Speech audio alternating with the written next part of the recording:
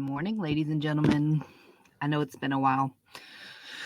We kind of been on a little bit of a hiatus.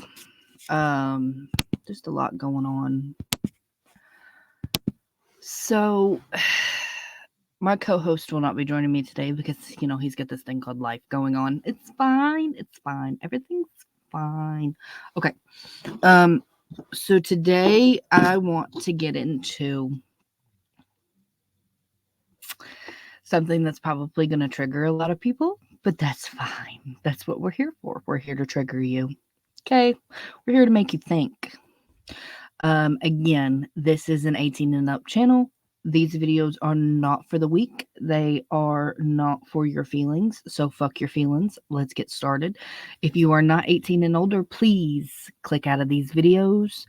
And yeah, have a great fucking Saturday. Okay.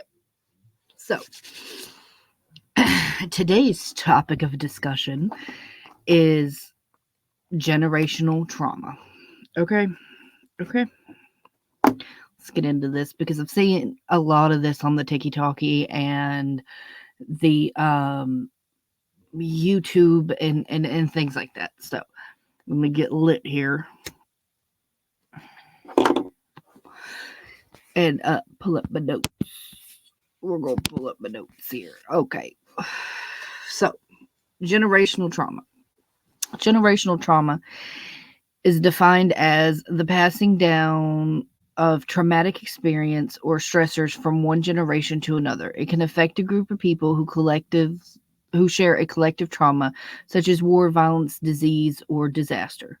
It can cause physical or psychological symptoms in trauma survivors and their descendants. It can also affect the economic, cultural, and familial well-being of the affected group. Now, that being said, the grandparents, the great-grandparents, all that, they survived war. I had a mamaw that was like 106.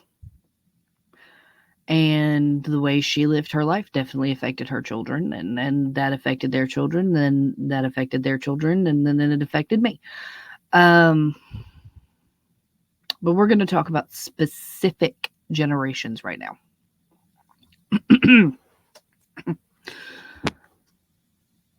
I seen the other day this video, and my dad does a lot of the TikTokies videos about this stuff because he is a solid Gen Xer.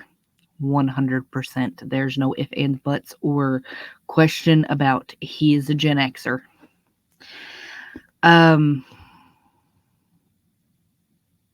They were like, well, why don't we mess with the Gen X? Why don't we fuck with them? Because I'm gonna tell you right now, you fuck with Gen X, you're opening a whole fucking can of worms that you don't want. Okay? Because they're basically the forgotten middle child. Okay? They're the middle kid that when you went on vacation, you forgot that you had another child. They are feral. They don't care. Fuck your feelings. Fuck your job. Fuck all of it. They do not give two shits about you or your well-being. Okay? We don't mess with Gen X. They're the generation that's never going to retire. Okay? They're never going to retire. They're never, ever, ever to be fucked with. Okay? As somebody that was raised by a Gen Xer, I can tell you right now, the fear I have of Gen X is real. Okay? We all talk a big game about, oh, I ain't afraid of nothing. Well, you know what? They are definitely not afraid of nothing. At all. I don't care. I don't care what it is. Okay. I was talking to my dad about this the other day, and he made a good point. And we're going to get a little deeper dive into this. But when, like, my dad was in school, elementary school, middle school, things like that, like me, we had tornado drills, okay? We had active shooter drills. We had bomber drills. Like, we had all that stuff. We never had nuclear disaster drills, okay? Um, they were raised that the world was literally going to end tomorrow. Bottom line. Yeah. They ain't got time to deal with half the bullshit that they got to deal with. They ain't got time for it. Okay. They don't understand the ways of the world now. They don't understand. Now, I am a millennial, but I am an elder millennial, which honestly I believe need to be in its own separate category. But they don't understand the way of the world. They don't. They don't understand. Generation X does not understand the way the world is now. They know the way of the world it was when they were growing up, how they were raised. You know, older than Google, literally. Okay. They don't understand why people have become so lazy, why the disrespect has happened. It's one of them things. It's just one of those things. Sorry, it's raining and thunderstorming here, so I'm getting notifications. Yeah. They just want to be left alone. They're a sleeping bear. Leave them alone. Leave them alone. We don't fuck with them, okay? We don't fuck with them at all. At fucking all. Because they've seen some shit. They've seen some shit. Okay? I really wish my co-host was here.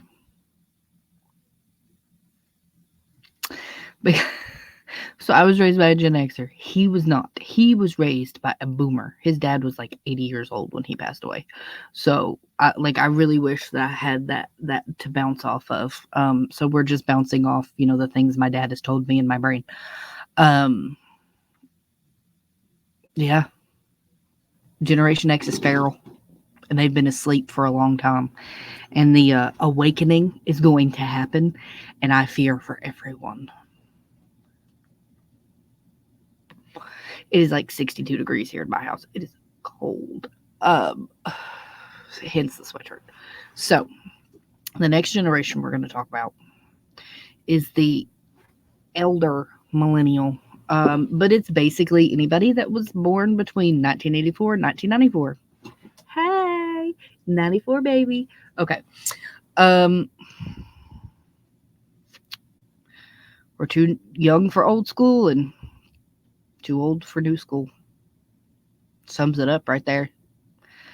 We love tattoos. We love piercings. We love to just be left alone. Like, to be honest. We have the feralness and work ethic of Gen X. But we also have don't give a fuck and give a fuck attitudes at the same time. Me personally, and I like to say this to people and watch their face go. This whole gender neutral, non-binary, yeah, I'm a man, but I want to be a woman kind of thing. I don't give a fuck. Okay? How you're introduced to me is how I'm going to refer to you.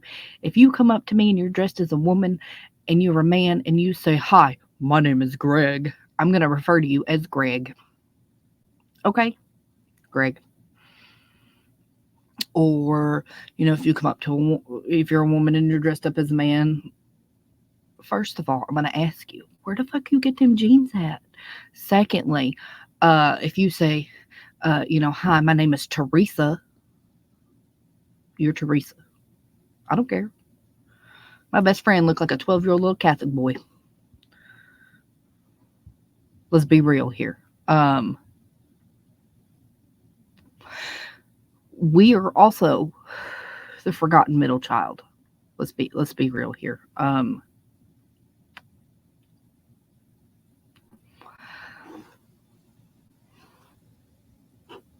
We are the oldest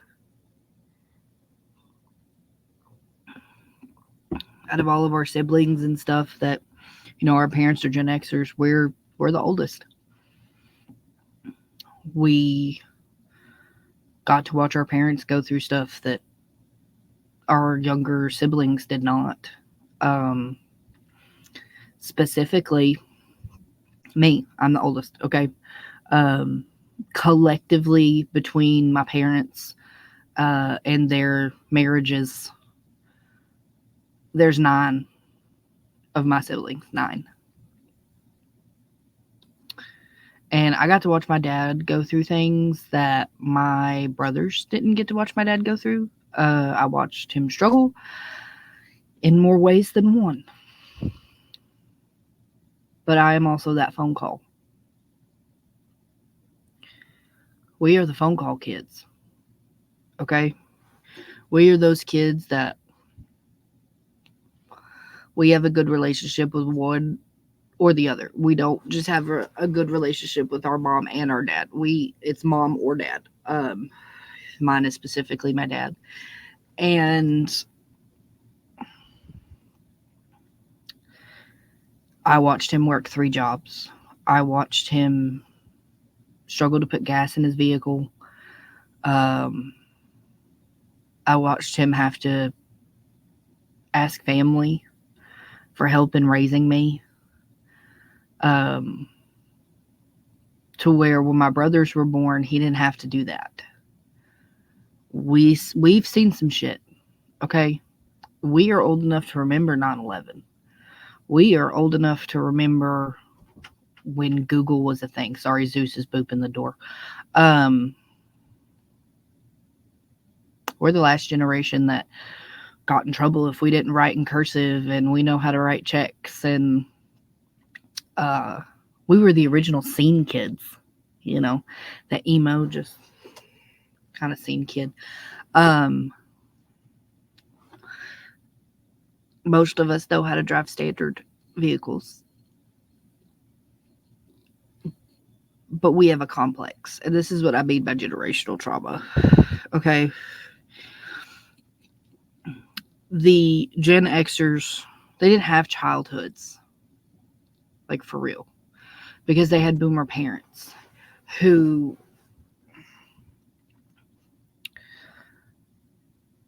lived like they were in the war, kind of thing.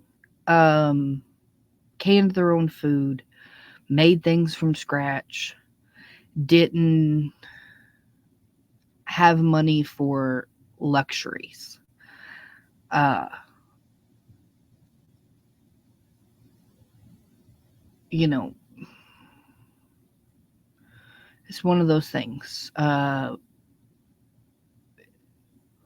They've spent their entire life working. Gen X has spent their entire life working. And for us 84 to 94 babies, maybe even like 96 babies, I'll give it into there. But definitely the 84 to 94 babies, they were raised that way. I was raised that way. It's never enough money. It's never enough. Our houses, like, I live in a nice house. It's not a great house. It's not my forever home, but it's a nice house.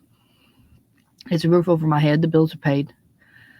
But there's always another bill afterwards. I am 30 years old. Okay, I'm 30. God. It's never enough. It's never. We live on caffeine, nicotine, and rage. Okay? Every day. Every day. We don't public until we have coffee. And I'm not talking about your Starbucks. I am a Dunkin' girl. I do like my Dunkin'. But I'm on my 3rd cup of coffee this morning. I'm nowhere near prepared for the day. I know y'all can only see like from here up on me, and y'all can see my keyboard. But like, pants our work for us. Putting pants on is work. Um, and when we go to work, we're not the ones that leave early. The mental part of being raised by a Gen Xer is we're always afraid to disappoint. We're always afraid to fucking disappoint our parents or our parent, our favorite parent. Um, we were taught from a very, very young age, if you want something, you have to earn it. Every fucking bit of it. And you apply that to every fucking part of your life. No matter what you do.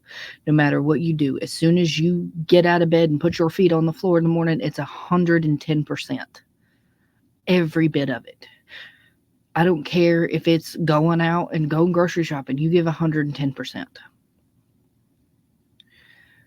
We don't know how to relax. We don't know how to take a vacation. We don't know how to do any of that. We do. I mean, like, we can tell you the steps to do it, but us actually being able to do it is a different story. I took a vacation last year with my sufficient other, as my dad likes to say. And I was in a position at my job of I was, as my dad says, the head person would are in charge. Now, person is the nice word that I'm using. HNIC. Yeah. I was able to be, afford to go on this vacation. And some friends of ours had invited us to the beach. I love the beach. I do. During that entire bit of vacation, there was only one night that I was able to actually relax because I was worried about work. I never got to go to Disneyland as a kid. The only vacations I got to take was with my grandparents, and that was going to my great grandmother's, and then we would go to the beach. Yeah, I got to do things like parasailing and shopping and, stuff like that, but that was only with them. I don't have any vacation memories with my dad because my dad was fucking working. Just to be able to afford my school clothes and just all that stuff. Just anything that I needed. Anything that he needed to provide for me.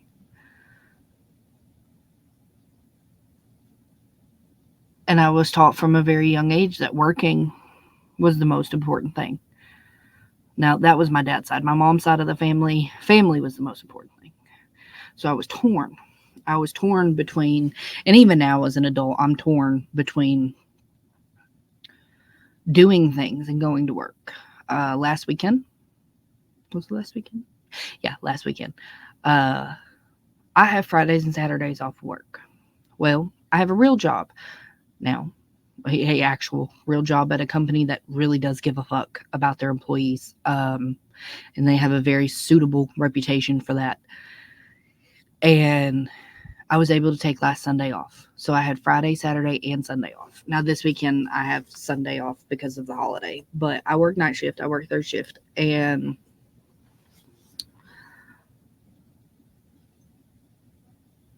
if I was working a different job, I wouldn't have been able to take Sunday off unless I already had it off,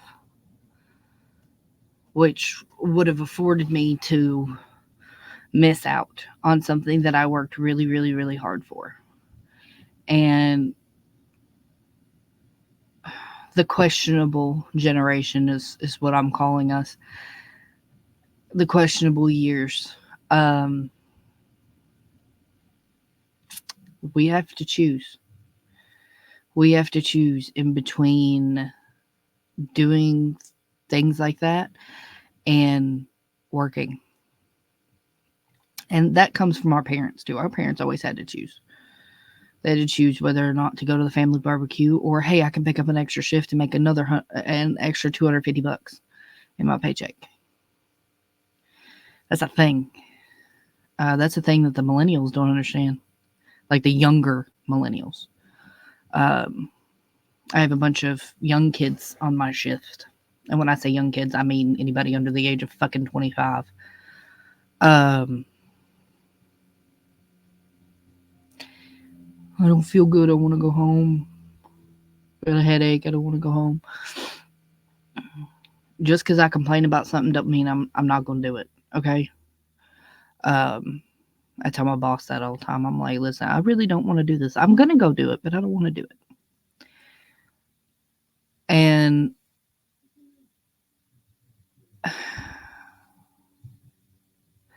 I've never met nor worked with just the most laziest people as I have with the younger millennials. Um, the 84 to 94 babies are the exception to the rule. We are the exception because most of us will retire. Most of us won't.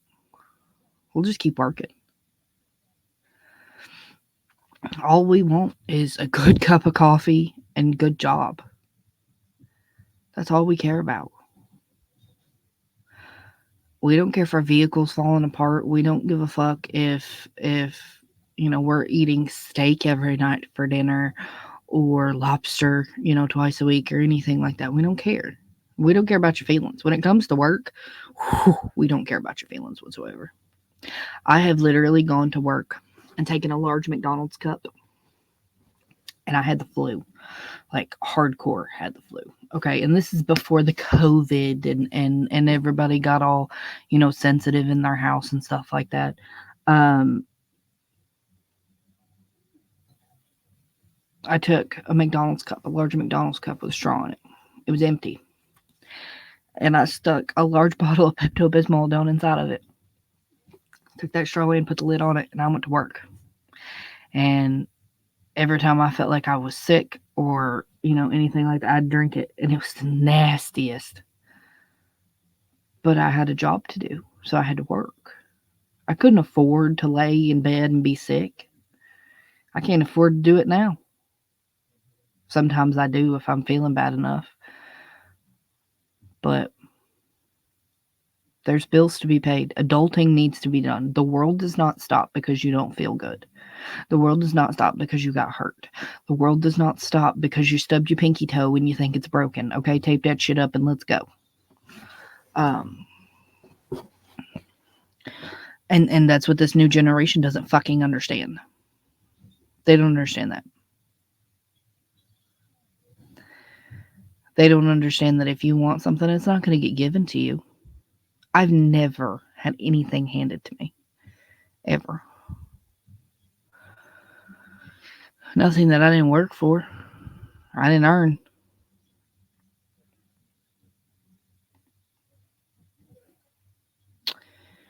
And then I hop on the interwebs and I see these parents, these millennial parents that are having babies, which is what you're supposed to do if that's what you want to do. Okay.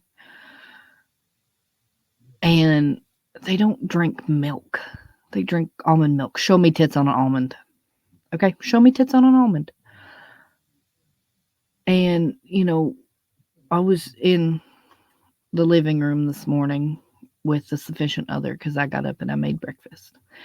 And we had biscuits and gravy, and I made eggs and coffee. And we just took a time this morning and spent some time together and was watching the TVs. And a commercial come on. He looked at me and goes, "Is that a Hardee's commercial?" No, it was a commercial for Impossible Meat, plant-based meat. Now let me ask somebody something. What the fuck is wrong with regular cow? Why are we feeding our children nothing but fucking vegetables? Your body needs meat. Moo. Chicken. Uh, uh, uh, lamb if you're into it. I mean, I don't know, beef, something. Your body needs the meat. Oh, meat's got all these additives and hormones and GMOs and nitrates and bitrates and citrates and all this other shit. And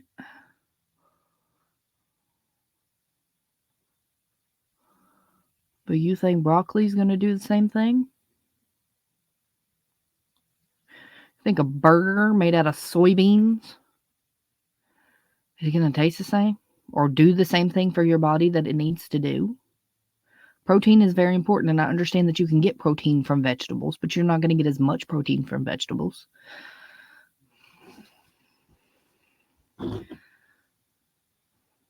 The claim for later millennials is we're going to do it better than our parents. Well, I apparently got a hole in my lip.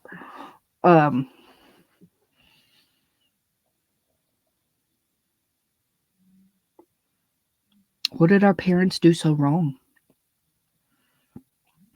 They fed us, they clothed us. I was looking. Let me see if I can find it here because I don't think it's in my notes. Let me look.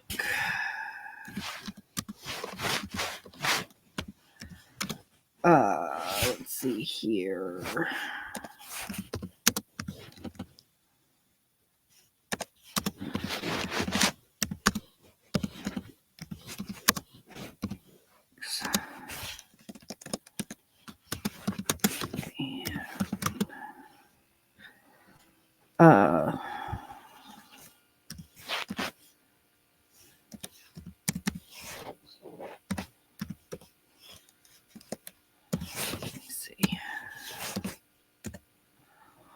Okay.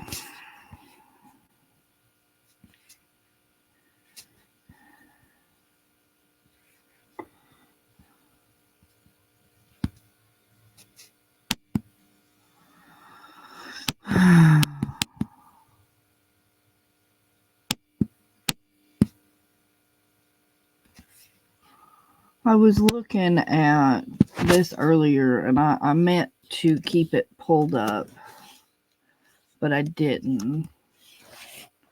In the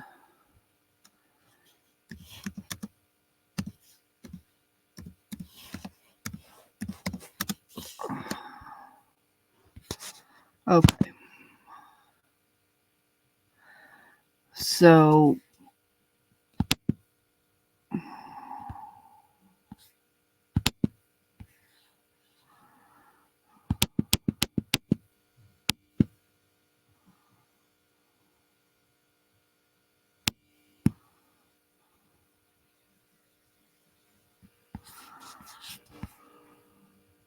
okay. So you can Google this or Bing this or whatever. And I was looking at all this in my research and stuff like that.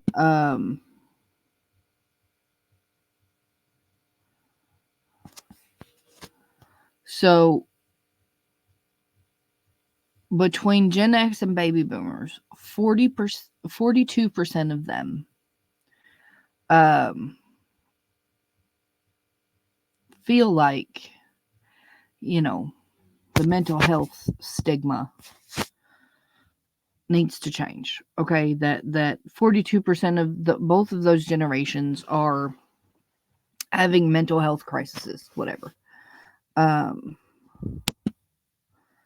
And then 67% of Gen Z, which is the next generation after millennials, is feeling the mental health crisis. Now, I am not one to say that mental health things aren't real.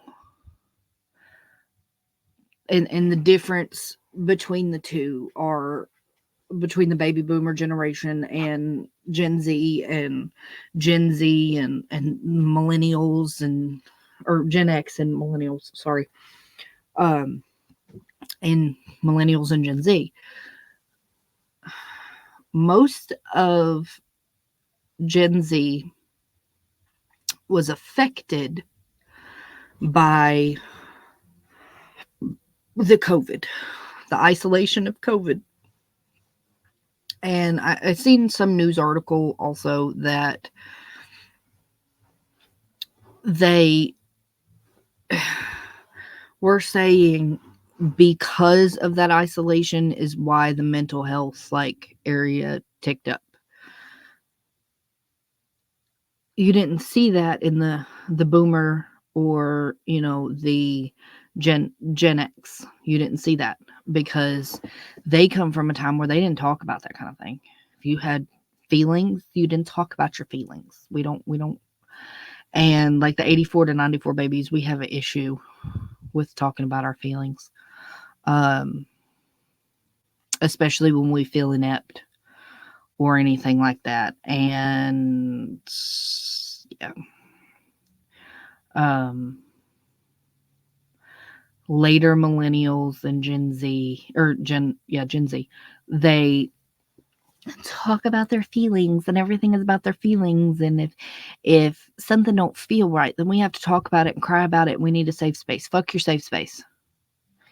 The only reason why the 84 to 94 babies had such an issue during COVID is because most of us were fucking working. Gen X, most of them were fucking working. We didn't stop working. We didn't get to stay home and collect $600 fucking extra on top of our unemployment. We didn't fucking stop working.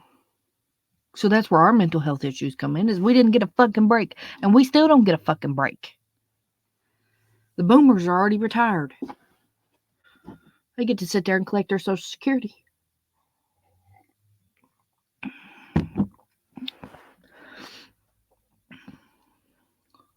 I don't understand where the disconnect is, because everybody wants to harp on Gen X. Everybody. Y'all just old people. Yeah, they're fucking old people that will cut you from nose to navel real quick and continue drinking their beer. They don't care. They do not care. They don't care about your fucking feelings. They don't care that their children have had hard lives, because it teaches lessons. I was talking to my dad yesterday about doing a series on the Tiki Talkies about, the rules of dad, the rules of life for dad. And he's like, why? And I was like, you realize that most of my friends want you to adopt them and be their dad, because their parents weren't like that. Their parents were always loving and caring and coddling. My dad was never loving and caring and coddling. He loved me. He tells me he loves me all the time. I talk to him 16 billion fucking times a day. At the end of every phone call. Okay, love you, bye. That's how we end our phone calls. I get like 3 hugs a year from my dad. Okay, 3. But none of my friends were raised like me. None of the people that I associate with were raised like me. I got my ass beat as a kid. Okay, I did something wrong. I got a paddling. There's a paddle at my grandparents' house, and on one side it says the golden rule, and on the other side it had my name, and it was spray painted gold. If my grades weren't up to par, if I didn't do the shit that I was supposed to do, I got in trouble. I got grounded. If it was bad enough, I got spanking. Sorry, I got an itch in my nose. It's not a booger, I promise. I'm just fucking itching on my nose here. That's what's wrong with the later millennial generation and the Gen Z. A pop on the ass, I promise you, will change everything. Disrespectful. Disrespectful fucking generations.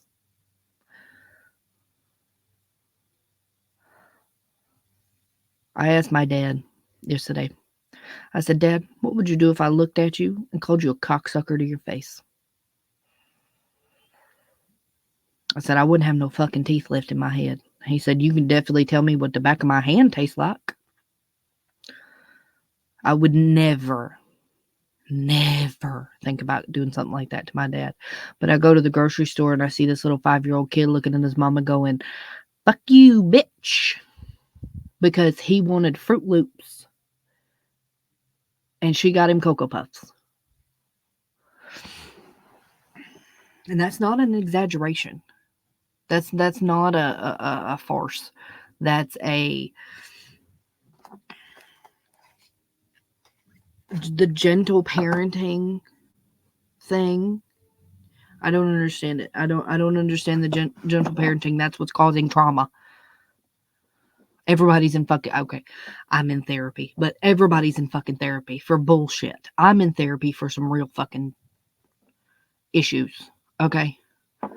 Real fucking issues. And I'm trying, and it's not even that I want to deal with those issues. It's just that I know that I need to be able to finish growing up properly. Now, if anybody knows me, I am, 2 foot 2 inches tall. The only thing I can do is mentally grow up. I can't physically grow up because I'm short. But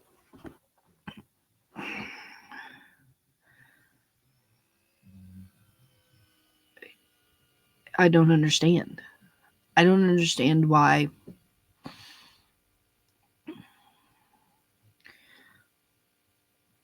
we're letting the younger millennials and the younger generation sit there and be respectful or be disrespectful. Gentle parenting does not command respect from your kids. I firmly believe, and I will stand on this hill until I die. Everybody in the world should have a healthy, I'm putting emphasis on this word, healthy fear of their parents. Healthy. I have a healthy fear of my dad. When I do something wrong, I will be the first to admit it. He's my first phone call. Dad, I fucked up. I need help. He'll be like, "What'd you do?" But what he doesn't see is leading up to that phone call is, and this is what he taught me, is I have to deal with it on my own. We can't just run to our parents and have our parents solve our fucking problems for us. Okay? We can't. And that's what we're teaching this new generation is if we run to mommy and daddy are going to fix it for us. Our parents are going to go to school and advocate and threaten to sue the school and all this other shit when you got a bully. The world is not a nice place. It is hard and it is cruel. And you're just making it worse by babying everybody and everything. Everybody's offended by something.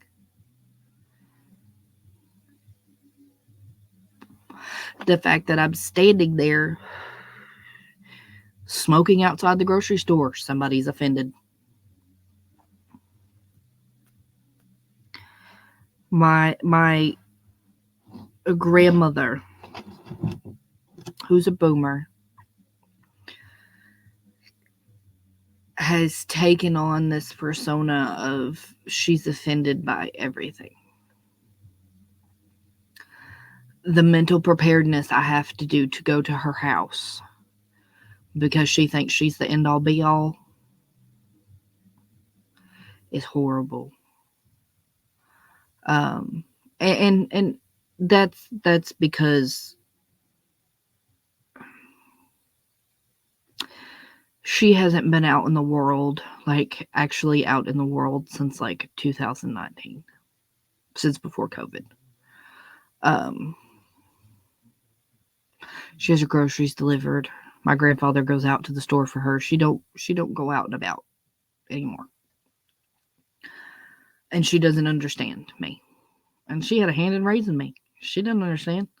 She don't understand why I hang out with the people that I hang out with. And that's another thing is that like Your parents are always warned you, stay away from those people. Like the biker people or the bar people or anything like that. And the way that my dad exposed me to those worlds, sometimes I was exposed to more than he wanted me to be. I feel at home in those places. That gang of bikers that's sitting out in the parking lot, drinking on their liquor, smoking, doing all that stuff. I will gladly walk up to them and be like, sup and shit. And I'll sit and have a conversation. I feel at home with those people. I feel at home in the fucking bar that's got the ceiling falling in and the lady behind the counter sounds like she smokes 16 packs a day.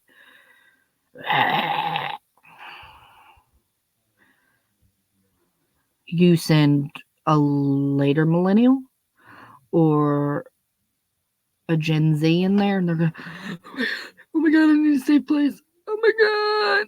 Yeah.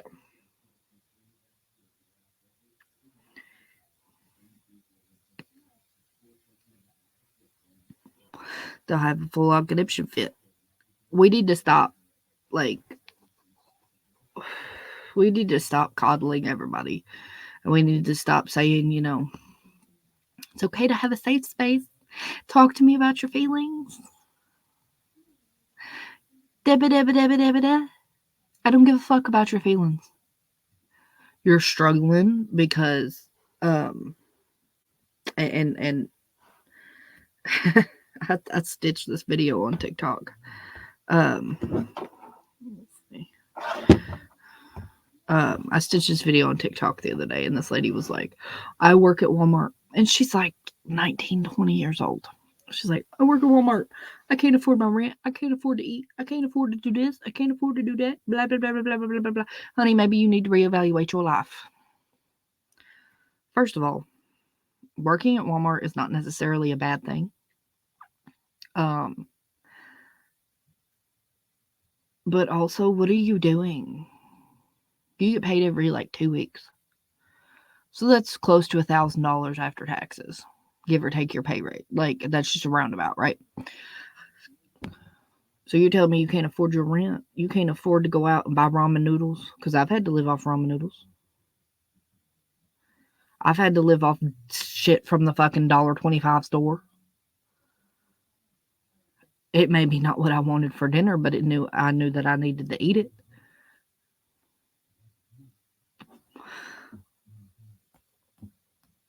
Nobody knows what a real job is anymore. I have a real job. And yes, if my dad, he's going to watch this and he's going to say, you say you got to eat a piece job. I still work. I set the bar. I don't mean to, but I do. And I get funny looks from my supervisors, and I get funny looks from my other coworkers, and I get questioned because I work till I bleed, and then I work some more. I run it till it breaks, and I run it some more. Because that's what I was taught to do. I don't understand why that's such a hard concept for anybody to understand. That if you want something, you got to work for it. Nothing's handed. I don't get anything handed to me. Nothing. Most of the 84 to 94 babies, they don't get anything handed to them. They work for it. They work until they bleed for it. And then they work some more. And then they work like they don't have it. The later millennials and Gen Z, they don't understand that. And then the fact that they turn around and was like, we need to do something about Generation X. We need to wake them up, poke the bear. Don't poke the bear. In that situation, you better choose that man. You don't choose the bear. Okay? The most feral generation. Okay, the most feral. They are like rabid raccoons. If there's an apocalypse, Gen X and the 84 to 94 babies will be the ones to survive. They will be. Mark my words. Mark my fucking words. So, I've given y'all a lot to think about. I want to hear your comments, your concerns. I want to hear all of it. So let me know. This is a shorter episode of What You Wish You Could Say. So I really wish my co-host was here because he could have given a lot more. But yeah, I guess for the next couple episodes it's just gonna be me solo, which is fine. Go enjoy your coffee. Happy Memorial Day. Thank you to all that have served, all that have passed. Thank you all for who have given their lives for this country. Go visit Veteran Cemetery today. I'm going. Go visit Veteran Cemetery. Take a walk. Feel the history. Feel what these people gave you. Because if it wasn't for them, I wouldn't be able to do what I'm doing. Thanks, guys. Have a good day.